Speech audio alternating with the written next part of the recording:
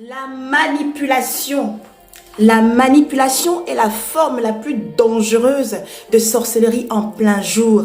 Alors si toi, tu as détecté que tu serais sous l'emprise d'un quelconque manipulateur, que ce soit en amour, que ce soit en amitié, que ce soit dans tes relations, bien-aimé, écoute ceci. Le manipulateur est l'être le plus égoïste qu'il soit. Le manipulateur est l'être le plus rusé qu'il soit. Alors, lorsqu'il vient vers toi, ce n'est jamais pour ton bien. Il te cible bien pour ses intérêts.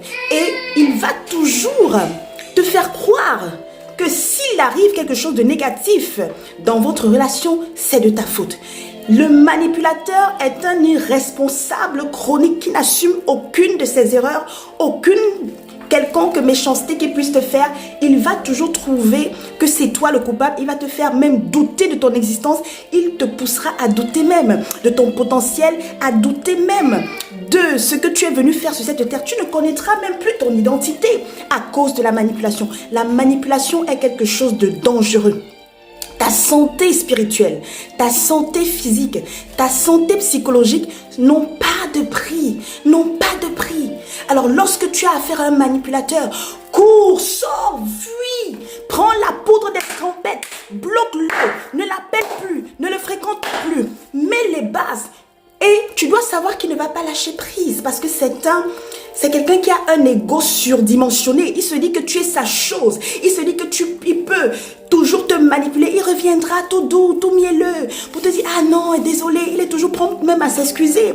Toujours prompt à jouer les gentils pour pouvoir justement déverser son venin de façon subtile. Réveille-toi mon frère. Réveille-toi ma sœur. Jésus-Christ nous a affranchis de l'esclavage, nous disent les Saintes Écritures dans le livre de 1 Corinthiens, chapitre 7, verset 22. Il est écrit, car l'esclave qui a été appelé dans le Seigneur est un affranchi du Seigneur. De même, l'homme libre qui a été appelé est un esclave de Jésus, de Jésus-Christ. Alors même si c'est une église, j'assume ce que je dis. Si tu es dans une église où tu sens qu'on te manipule, tu sens que tu n'es plus vraiment libre spirituellement d'une façon quelconque, tu sens que tu es sous une quelconque emprise, bien-aimé, sors de là, fuis, sors du milieu d'eux. Ta vie en dépend, ton salut en dépend. Sors de ces choses. Demande à Dieu de te délivrer de cette emprise, bien-aimé. Prie, jeûne, de jour comme de nuit. Demande le secours à l'Éternel. Et chaque jour, prie afin que l'Éternel t'éloigne.